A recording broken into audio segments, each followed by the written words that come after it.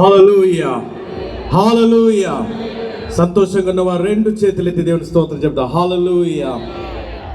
ప్రియులారా, ప్రభువైన యేసుక్రీస్తు వారి శుభప్రదమైన నామమున మీ అందరికీ ఈ సాయంకాల శుభములను తెలియజేయుచున్నాను.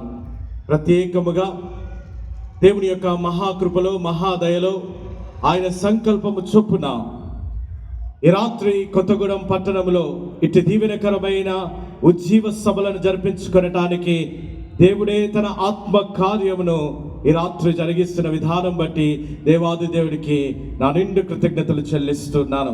దేవుని వాక్యము సెలవిస్తున్నది, శక్తి చేత కాదు, బలము చేత కాదు, కానీ నా ఆత్మ ద్వారా దీనిని చేతునని దేవుని వాక్యము సెలవిస్తుండగా ఈ రాత్రి ఆయన ఆత్మ కార్యములను మనమందరము కూడా చూస్తున్నాం. లూకాసు వార్త 24వ అధ్యాయము 50వ వచనంలో ఒక చక్కని మాట ఉన్నది. ఆయన వారిని బేతనియకు తీసుకొని పోయి చేతులెత్తి ఆశీర్వదించెను అనే మాట లూకాసు వర్తమానం 24వ అధ్యాయము 50వ వచనంలో మనం చూడగలుగుతాము. యేసు ప్రభుల వారు తన శిష్యులను బేతనియకు తీసుకొని వచ్చి చేతులెత్తి ఆశీర్వదించాడు. ఈ రాత్రి అదే యేసు ప్రభు వారు మిమ్మల్ని అందరినీ కూడా ఈ ప్రకాశం స్టేడియానికి తీసుకొని వచ్చి ఆయన చేతులెత్తి మిమ్మల్ని ఆశీర్వదించడానికే మిమ్మల్ని అందరినీ తీసుకొని వచ్చారు. నమ్మిన వారందరూ కూడా దేవుని స్తోత్రం చెప్తారు. హల్లెలూయా, హల్లెలూయా.